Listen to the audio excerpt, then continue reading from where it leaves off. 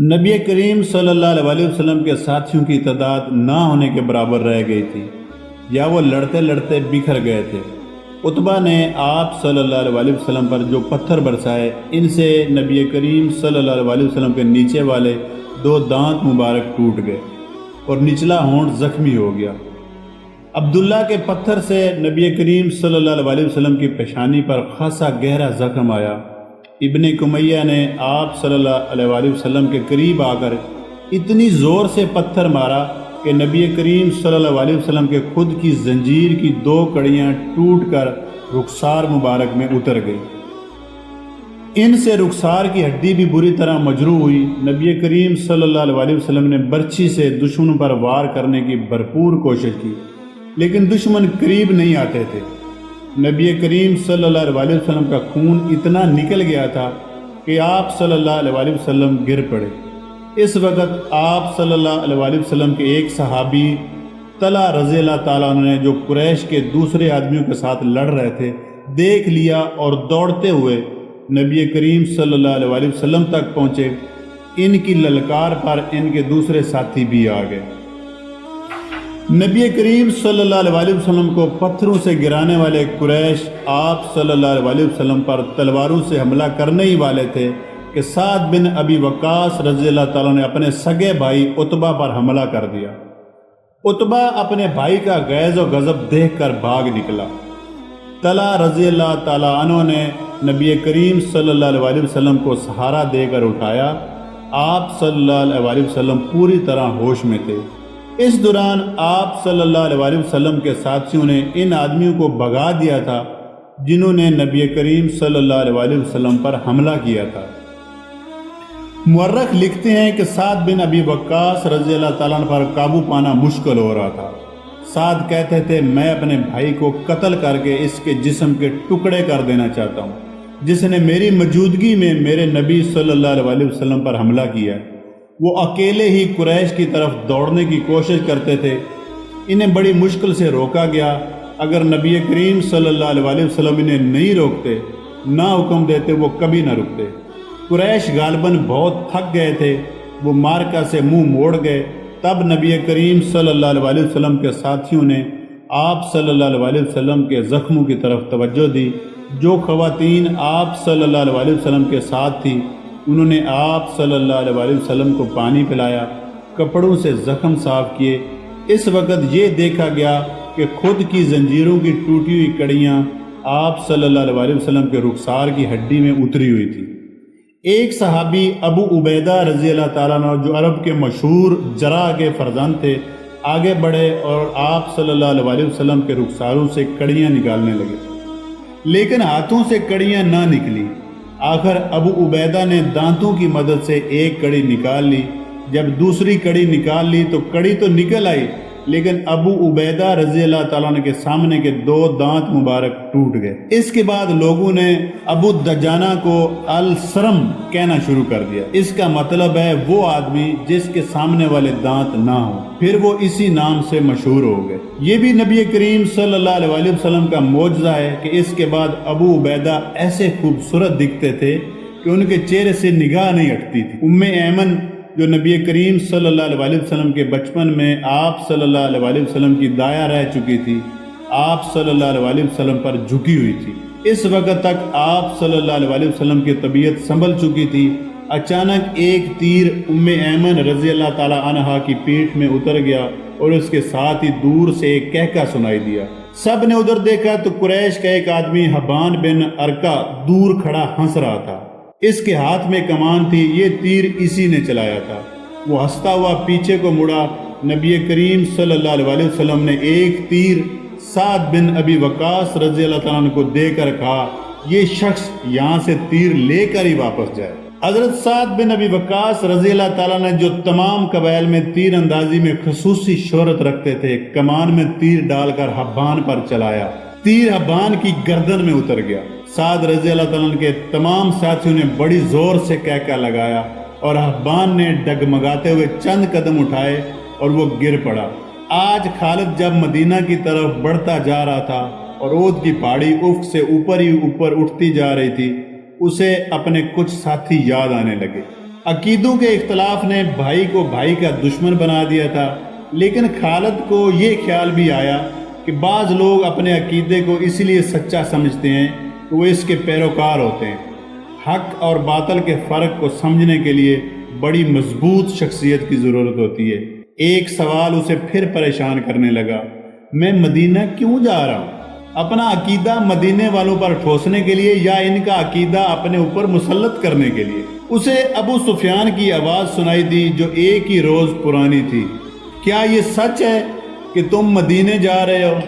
کیا تمہاری رگوں میں ولید کا خون سفید ہو گیا ہے؟ صحرا میں جاتے ہوئے ان آوازوں نے کچھ دور تک اس کا تعاقب کیا، پھر وہ اپنے ان دوستوں کی یاد میں کھو گیا جن کے خلاف وہ لڑا اور جن کا خون اس کے سامنے بہہ گیا تھا۔ ان میں ایک مصعب بن عمیر رضی اللہ تعالیٰ عنہ بھی تھے۔ قریش جو مارکے سے منہ موڑ گئے تھے کچھ دور ہی پہنچے تھے کہ خالد نے اپنے گھوڑے کو ایڑی لگائی اور ابو سفیان کو جا پکڑا۔ اس نے ابو سفیان سے پوچھا کہ تم لوگ جنگ کو ادھورا چھوڑ کر کہاں جا رہے ہو؟ مسلمانوں کا دم خم ختم ہو چکا ہے۔ ابو سفیان بھی یہی چاہتا تھا کہ یہ مارکا فیصلہ کن نتیجے پر پہنچے۔ قریش کے چند سوار وہیں سے پلٹ آئے۔ خالد دیکھ چکا تھا کہ نبی کریم صلی اللہ علیہ وسلم کہاں ہیں۔ جہاں پھر ابو سفیان نے خالد کو کسی اور طرف بھیج دیا اور کچھ آدمیوں کو نبی کریم صلی اللہ علیہ وسلم پر حملے کا حکم دیا۔ اب رسول کریم صلی اللہ علیہ وسلم کے ساتھ کچھ اور مسلمان آ چکے تھے۔ اب پھر ابن کمیہ لڑتے ہوئے مسلمانوں کا حلقہ توڑ کر نبی کریم صلی اللہ علیہ وسلم تک پہنچنے کی کوشش کرنے لگا۔ اس وقت رسول اکرم صلی اللہ علیہ وسلم کے پاس مصعب بن عمیر رضی اللہ تعالیٰ عنہ کھڑے تھے اور ام عمارہ رضی اللہ تعالیٰ عنہ اپنے قریب پڑے ہوئے 2-3 زخمیوں کو پانی پلا رہی تھی۔ انہوں نے جب قریش کو ایک بار پھر حملے کے لیے آتے دیکھا تو زخمیوں سے ہٹ کر انہوں نے ایک زخمی کی تلوار اٹھا لی اور قریش کے مقابلے کے لیے ڈٹ گئی۔ قریش کا سب سے پہلا سوار جو ان کے قریب آیا اس تک وہ نہیں پہنچ سکتی تھی، اس لیے انہوں نے تلوار سے اس گھوڑے پر ایسا وار کیا کہ گھوڑا گر پڑا۔ سوار گھوڑے کے دوسری طرف گرا۔ ام عمارہ رضی اللہ تعالیٰ عنہ نے گھوڑے کے اوپر سے کود کر قریش کے اس آدمی پر وار کیا اور اسے زخمی کر دیا۔ وہ اٹھا اور بھاگ کھڑا ہوا۔ مصعب بن عمیر رضی اللہ تعالیٰ عنہ کا قد بت اور شکل و صورت بھی نبی کریم صلی اللہ علیہ وسلم کے ساتھ نمایاں مشابہت رکھتی تھی۔ ابن کمیہ مصعب رضی اللہ تعالیٰ عنہ کو نبی کریم صلی اللہ علیہ وسلم سمجھ کر ان پر حملہ آور ہوا۔ مصعب تیار تھے، انہوں نے ابن کمیہ کا مقابلہ کیا، پھر دونوں میں تیغ زنی ہوئی، لیکن ابن کمیہ کا ایک بار مصعب رضی اللہ تعالیٰ عنہ پر ایسا بھرپور پڑا کہ وہ گرے اور شہید ہو گئے۔ مصعب بن عمیر رضی اللہ تعالیٰ عنہ بہت لاڈو میں پلے نوجوان تھے، لیکن تدفین کے وقت ان کا کفن بھی ادھورا تھا۔ ام عمارہ رضی اللہ تعالیٰ عنہ نے مصعب رضی اللہ تعالیٰ عنہ کو گرتے دیکھا تو غیظ و غضب سے ابن کمیہ پر تلوار کا وار کیا، لیکن ابن کمیہ نے زرہ پہن رکھی تھی اور وار کرنے والی ایک عورت تھی، اس لیے ابن کمیہ کو کوئی زخم نہ آیا۔ ابن کمیہ نے ام عمارہ رضی اللہ تعالیٰ عنہ کندھے پر بھرپور وار کیا جس سے وہ شدید زخمی ہو کر گر پڑی۔ اس وقت نبی کریم صلی اللہ علیہ وسلم جو قریب ہی تھے ابن کمیہ کی طرف بڑھے، لیکن ابن کمیہ نے پینترا بدل کر آپ صلی اللہ علیہ وسلم پر ایسا وار کیا جو نبی کریم صلی اللہ علیہ وسلم کے خود پر پڑا۔ تلوار خود سے پھسل کر آپ صلی اللہ علیہ وسلم کے کندھے پر لگی۔ آپ صلی اللہ علیہ وسلم کے بالکل پیچھے ایک گڑھا تھا۔ نبی کریم صلی اللہ علیہ وسلم زخم کھا کر پیچھے گرے۔ ابن کمیہ نے پیچھے ہٹ کر گلا پھاڑ کر کہا، میں نے محمد صلی اللہ علیہ وسلم کو قتل کر دیا، نعوذ باللہ۔ وہ یہی نعرے لگاتا میدان جنگ میں گھوم گیا۔ اس کی آواز قریش نے بھی سنی اور مسلمانوں نے بھی سنی۔